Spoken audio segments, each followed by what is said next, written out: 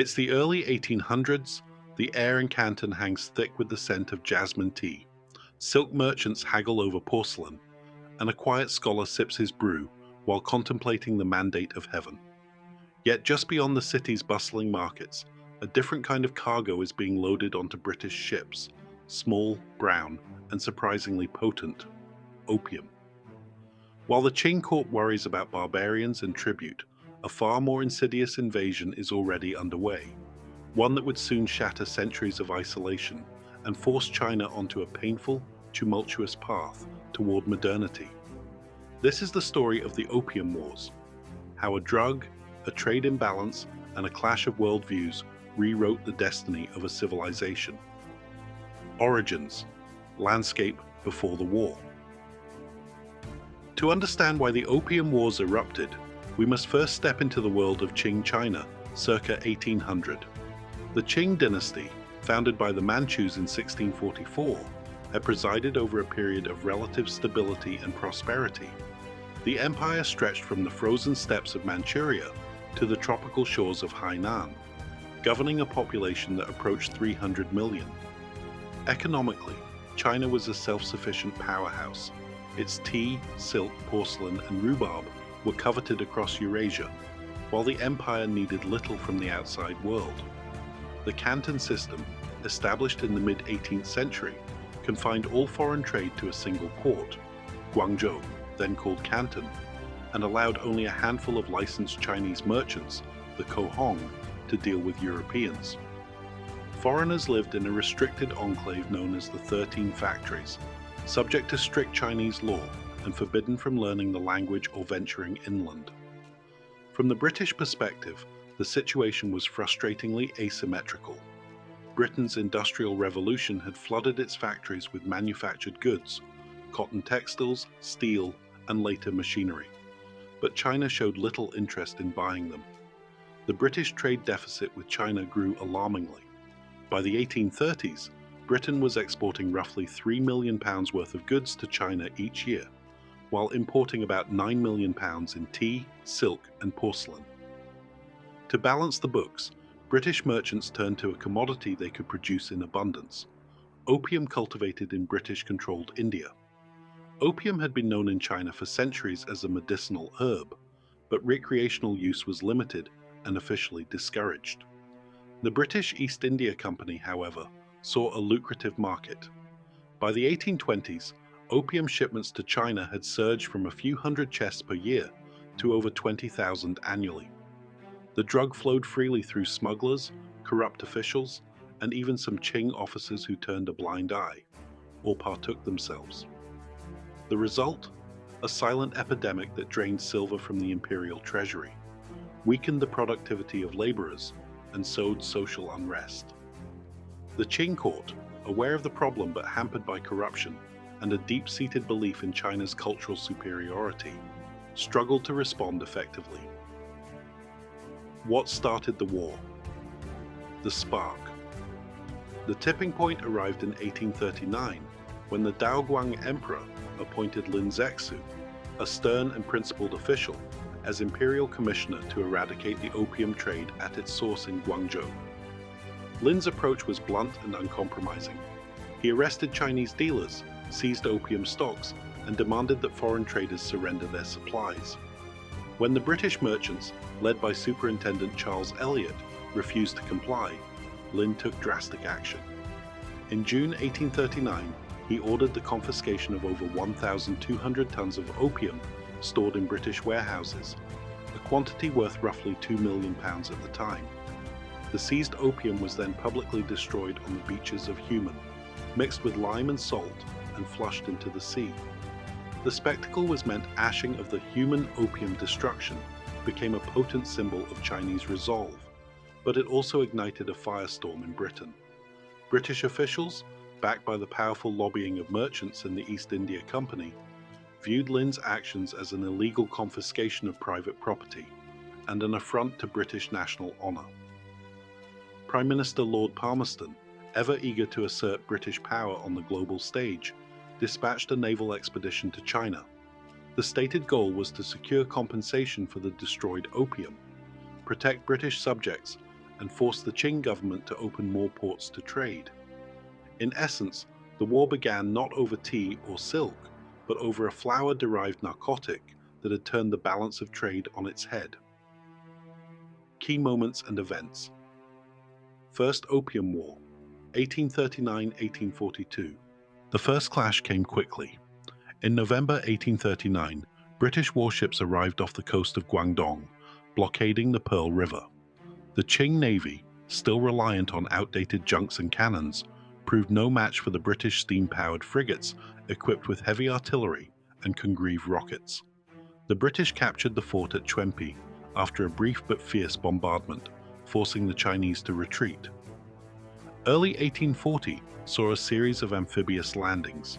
The British seized the islands of Joshan, then pressed northward to capture the strategic port of Ningbo.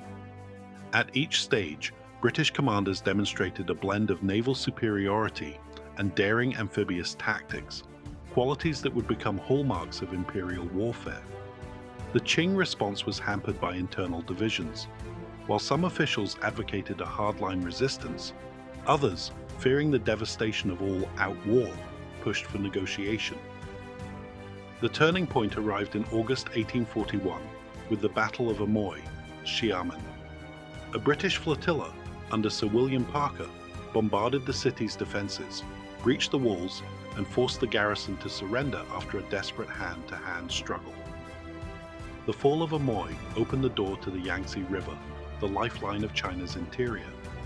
By mid-1842, British forces had sailed up the Yangtze, captured the city of Zhenjiang, and threatened Nanjing itself. The Qing court, realizing that continued resistance would only bring more destruction, sued for peace.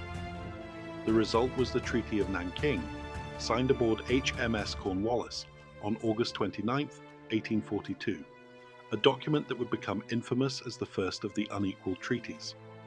Under its terms, China agreed to pay an indemnity of 21 million silver dollars, a staggering sum at the time, cede the island of Hong Kong to Britain in perpetuity, open 5 treaty ports, Canton, Amoy, Foochow, Ningbo, and Shanghai, to foreign trade, grant Britain most favored nation status, meaning any concession given to another power would automatically extend to Britain, and abolish the Cohong monopoly, allowing foreign merchants to trade directly with Chinese citizens. Additionally, extraterritoriality was established. British subjects accused of crimes in China would be tried under British law, not Chinese law. The treaty's harshness shocked the Qing elite, but it also forced a reluctant openness to the outside world. Hong Kong, a rocky, sparsely populated island, would soon transform under British administration into a thriving entrepot, a stark contrast to the Qing's vision of a self-contained empire. Key moments and events. Second Opium War, 1856–1860. If the First War had been a bitter lesson, the second would prove even more humiliating. The spark this time came from a seemingly trivial incident: the boarding of the Chinese-registered Lorcha Arrow by Chinese authorities in October 1856. The British claimed the ship flew a British flag and that its crew had been illegally detained, using the episode as a pretext to renew hostilities. France, eager to avenge the execution of a French missionary and to expand its own influence in Indochina, joined Britain, forming the Anglo-French alliance. The conflict quickly escalated. In December 1856, Anglo-French forces bombarded Canton, capturing the city after fierce street fighting. The Qing governor, Ye Mingchen, fled, and the Allies installed a puppet administration. The following year, the Allies turned their attention northward, seizing the Taku forts that guarded the approaches to Beijing. After a grueling siege, the forts fell in May 1858, opening the way to the capital. Faced with the prospect of a foreign army marching on the Forbidden City, the Qing court entered negotiations, resulting in the Treaty of Tianjin, June 1858. This treaty forced China to open additional ports, Nüchuang, Tianjin, Hankou, and Nanjing, to foreign trade, allow foreign diplomats to reside in Beijing, grant freedom of movement for Christian missionaries, legalized the opium trade, a bitter pill for the Qing, as it essentially legitimized the very substance that had caused the wars, and pay another massive indemnity. However, the Qing Emperor, Xianfeng, reluctant to appear weak, initially refused to ratify the treaty. The Allies responded with a show of force. In August 1860, an Anglo-French expedition landed near Beijing, defeated the imperial army at the Battle of Balakiao, and marched into the city. The emperor fled to Chengde, leaving his brother, Prince Gong, to handle the surrender. The final act of the war unfolded in October 1860, when Allied troops entered the Summer Palace, Yuanmingyuan. After looting its priceless artworks, bronzes, and manuscripts, they ordered the palace burned to the ground, an act of cultural vandalism that still resonates in Chinese memory today. The destruction was intended as a lesson. Resist, and your heritage will be reduced to ashes. With the capital occupied and the court in disarray, the Qing signed the Convention of Peking on October 18, 1860. This agreement ratified the Treaty of Tianjin, added the cession of the Kowloon Peninsula, adjacent to Hong Kong, to Britain, and opened yet more ports to foreign trade. The opium trade, now fully legalized, continued to flourish, further draining China's silver reserves. If you're finding this deep dive into 19th century drug wars and empire fascinating, smash that like button and subscribe for more What Is? Episodes that turn history into stories you can't forget. Your support helps us keep digging into the past, one story at a time. How the war ended, treaties and their terms. In sum, the Opium Wars concluded with a series of unequal treaties that fundamentally altered China's relationship with the world. Treaty of Nanking, 1842. Indemnity, Hong Kong Cession, 5 treaty ports, Most Favored Nation Clause, extraterritoriality. Treaty of Tianjin, 1858. Expanded treaty ports, diplomatic legation in Beijing, missionary rights, legalized opium, additional indemnity. Convention of Peking, 1860. Ratified Tianjin, Kowloon Cession, further opening of ports, confirmation of extraterritoriality. These agreements stripped China of tariff autonomy, forced it to accept foreign legal jurisdiction over its own citizens, and opened its markets to unrestricted foreign goods, most notably British manufactured textiles that undercut local artisans. The Qing government, already weakened by internal strife, found itself financially strained by the indemnities, totaling over 70 million silver dollars across both wars, and politically embarrassed by the loss of sovereign control over its coastal cities. Aftermath: the century of humiliation. The immediate aftermath of the Opium Wars was a period of profound dislocation. The influx of foreign goods devastated traditional handicraft industries, leading to unemployment and social unrest in the countryside. The outflow of silver to pay indemnities caused deflation, making it harder for peasants to pay taxes and further eroding the state's fiscal base. Internally, the wars exposed the Qing dynasty's military and technological backwardness, prompting a series of reform movements. The self-strengthening movement, 1860s-1890s, sought to adopt Western military technology while preserving Confucian values, building arsenals, shipyards, and telegraph lines. However, these efforts were hampered by factionalism, corruption, and a lack of cohesive strategy. The unequal treaties also sowed the seeds of nationalist resistance. Secret societies such as the Triads and later the Boxers channeled popular anger toward foreigners and Christian missionaries, culminating in the Boxer Rebellion of 1899-1901. The Eight-Nation Alliance's suppression of the Boxers resulted in yet another punitive treaty, the Boxer Protocol, imposing further indemnities and allowing foreign troops to be stationed in Beijing. Culturally, the trauma of the wars left an indelible mark. The destruction of the Summer Palace became a symbol of foreign barbarity, while the cession of Hong Kong, though initially seen as a humiliating loss, later evolved into a point of pride as the colony grew into a global financial hub. The experience of being forced to open one's doors to foreign powers fostered a lingering skepticism toward Western intentions, a sentiment that would resurface throughout the 20th century, from the May 4th movement to the modern discourse on national rejuvenation. Economically, the treaty ports became conduits for not only goods, but also ideas. Western education, science, and political thought seeped into Chinese society, inspiring reformers like Kang Youwei and Liang Qichao, and later revolutionaries such as Sun Yat-sen. The intellectual ferment that followed the Opium Wars helped lay the groundwork for the eventual overthrow of the Qing dynasty in 1911 and the establishment of the Republic of China. Lessons and impact. Why the Opium Wars still matter. The Opium Wars are more than a chapter in a history textbook. They offer enduring lessons about power, trade, and the consequences of cultural misunderstanding. First, they illustrate how economic imbalances can drive imperial aggression.